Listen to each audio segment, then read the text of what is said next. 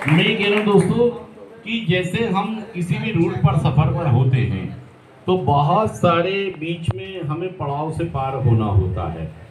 जैसे हम किसी बस में जा रहे हैं, अलीगढ़ जा रहे हैं दिल्ली से, तो वो बहुत सारे स्टॉपेज आते हैं बीच में ना, ये इलाका, वो इलाका, वो इलाका, वो इलाका। अब जैसे हम नशेबाजी में रहते हैं तो यहाँ भी कुछ पड़ाव आ सकते हैं। हाँ जी, आ सकते हैं या नहीं? क्या क्या पड़ाव आ सकते हैं बताइए।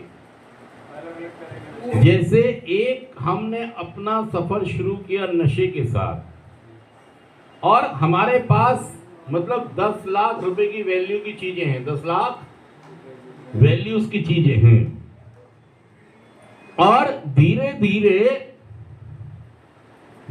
धीरे जब हम नशेबाजी में पड़े रहेंगे तो इसमें कमियां आती रहेंगी। ये क्या है, चाहे वो हमारी पढ़ाई है, चाहे हमारी जॉब है, चाहे हमारे रिश्ते हैं, मतलब ये सारी चीजें क्या होती रहेंगी,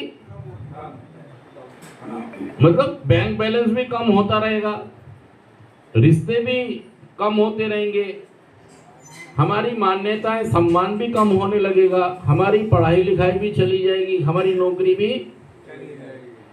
मतलब अभी हम 10 लाख ही थे, कितने थे? 10 लाख। और 1 साल बाद पता लगा कितने रह गए? 5 लाख। और 1 साल बाद पता लगा, फिर और थोड़े दिन बाद क्या पता लगा, फिर थोड़े दिन बाद क्या पता लगा, फिर थोड़े दिन बाद क्या पता लगा,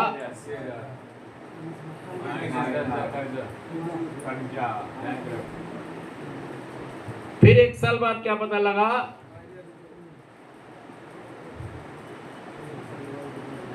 अब हमें कर्जा लेना पड़ रहा है। अब हमें मतलब अपने को पे विश्वास दिलाने के लिए भी दूसरों की गवाहियां, इससे पूछ लो भाई साहब, इससे पूछ लो, मैं बिल्कुल सही हूं, देखो इससे पूछो मैंने क्या सही बोल रही। मैं सही जब बोलूंगा जब तेरे अंदर स्वीकारता आएगी। क्या आएगी? स्वीकारता। अभी मुझे स्वीकारता नजर, फिर क्या होगा? और दोस्तों यहां पर ये इंसान कर्ज में डूब गया। क्या हो गया? कर्ज में डूब गया। ये व्यक्ति कहां था और अब भी मानने को तैयार नहीं है। मैं सब संभाल लूंगा। अरे भाई साहब कैसे संभालोगे यार? और जैसे ही आप नशा मुक्त होते हैं तो वो फिर चीजें, हालात, परिस्थितियां, लोग आपसे पूछती हैं, हाँ जी तूने तो हमें कहीं का नहीं छोड़ा। तो ये जो वो एक रूट है उसका, पहले आप आधे पे जाएंगे, फिर यहाँ जाएंगे, फिर यहाँ जाएंगे, फिर यहाँ जाएंगे, फिर यहाँ जाएंगे, और अब बन गए आप भिखारीपुर पहुंच गई। बस कहां पहुंच गई? भिखारीपुर। सच कह रहा जुड़ कर बताइए बात। अभी एक स्टेशन और आने वाला है, कौन सा?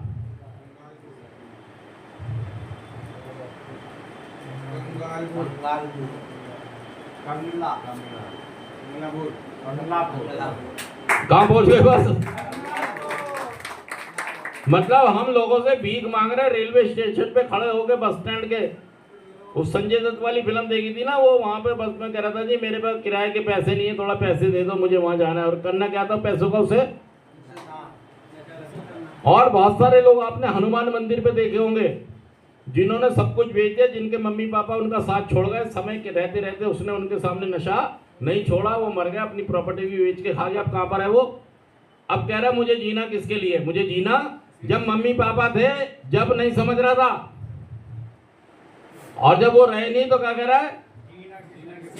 शादी मेरी हुई नहीं, या हुई है तो बीवी चली गई, बीवी अब मैं जीऊं किसके लिए? तो भाई साहब पहले भी आप कौन सा जी रहे थे किसी के लिए? आपकी प्रवृत्ति में ऐसी बात है तो क्या बन गए आप? क्या बन गए आप? इससे अगला एक स्टेशन और है। कहां पहुंच गए आप? पहले कर्जदार बन गए आप। क्या बन गए? बीमार भी बन गए, भिखारी बन गए, फिर क्या बन गए? कंगलापुर पहुंच गए। और फिर एक स्टेशन हो रहेगा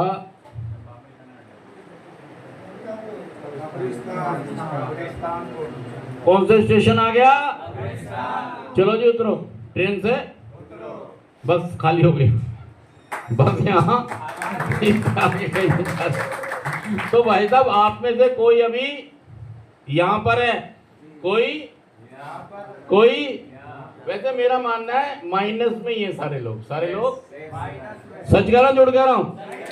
आप अगर भिखारीपुर या कंगलापुर अभी नहीं पहुंचे तो उसकी वजह सबसे बड़ी ये है कि आपकी माँ बाप ने आपको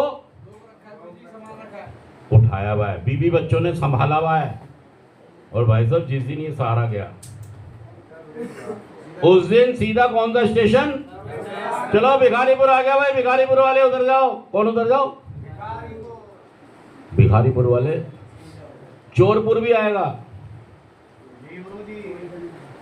छीना झपटी चौक भी आएगा, बाणवे चौक भी आएगा। नहीं चोटपुर वो नहीं, चोरपुर। पहले चोर भी बनेंगे हम, भिखारी से पहले छीना झपटी वाले ही बनेंगे, स्नैचिंग वाले ही बनेंगे, बाणवे वाले भी बनेंगे, चौक लगाने वाले भी बनेंगे, सारे चौक आएंगे सारे। फिर कौन सा आएगा? फिर कौन सा आएगा? फिर तो भाई साहब या तो आप कर लो और यू टर्न नहीं कर पाओगे जब तक ईमानदार। दुर्योधन मारा गया था, इसलिए मारा गया था कि उसने अपना हिस्सा छुपा लिया था। उसकी माँ ने कहा था नंगा होके आइयो। क्या कहा था? कि बेटा कोई चीज मत छुपाइयो, बिल्कुल नंगा होकर आइयो, तुझे वज्र का बना दूंगी। क्योंकि दुर्योधन के 100 भाई मारे गए थे, 100 भाई मर गए थे। और उन्होंने कहा चलो एक बेटे को मैं अपना वज्र का बना दूंगी ताकि ये कभी मरे ही ना। तो उन्होंने कहा सुबह नंगा होके आ जाइयो, शरीर पे तेरे कुछ भी। ओ भाई साहब बीच में उसको कृष्ण भगवान मिल गया, उसका दिमाग पलटी कर दिया कि नहीं लंगोट पहन जा। उन्हें पता था अगर वज्र का बन गया तो इसे मारना। तो भाई साहब उसने लंगोट पहनवा दी, भगवान कृष्ण ने भ्रमित कर दिया, उसने भी लंगोट, वो हिस्सा छुप गया। जब माँ ने देखा उसको और वो वहीं से मारा गया। जो छुपाया फिर मारा जाएगा। सच कह रहा हूं, जुड़ कर रहा हूं। इसलिए भाई साहब नंगे होके ईमानदारी से यहां से अगर वापसी करनी है, छुपाने से कोई मेरे को मेडल, बस मैं अपनी हाई बना रहा हूं। क्या कर रहा हूं भाई साहब? सबको सब पता है, सबको। तुम मत मानो, तुम आप ना मान के आप अपनी रिकवरी को फिर रिलैक्स क्यों बदल लोगे? मेरे से लिखवा लो भाई साहब। मैंने एक नहीं हजारों केस देखे जिन्होंने स्वीकार, उनको लगता था ना मैं इनमेट बन जाऊंगा मैं, और सबके सामने मेरी, और स्टाफ में नहीं लेंगे मुझे, फिर वो सोलियत सारी। तो इससे बड़े ठस्सा जहां से वहीं से रिकवरी आगे शुरू नहीं बन पाएगी भाई साहब। आप वो हिस्सा छुपा रहे हैं जिससे आप मारे जाएंगे। इसलिए ये कार्यक्रम कहता है कि नशा मुक्त होना चाहते हैं तो भाई साहब आपको कैसे, क्या शब्द है? ईमानदारी, दिमाग का खुलापन, ओपन माइंड और विलिंगनेस होना चाहिए। नहीं तो फिर से दोबारा से आपके जीवन में नशा, कोई देखिए कोई इसमें छुपाने वाली बात, नंगे हो जाओ। अगर मैंने नशा कर लिया है तो कर लिया। देखिए दूध का ड्रम है, एक दूध का, उसके अंदर आप दही डाल दो इतनी सी, लेकिन दूध 8-10 घंटे तो डिनाइल में रहेगा कि मैं दूध हूं। क्या हूं? भाई साहब जिन्होंने देखा डलते हुए या जिनके सामने डला है या नहीं भी डला, भाई साहब उसने 24 घंटे बाद अपनी औकात बता देनी है कि मैं दूध नहीं हूं। फिर तो पहले ही बता देना क्यों चाय पिला रहा था मैं। इसलिए इसका कोई तोड़ नहीं है, इसका कोई, जैसे फटे दूध का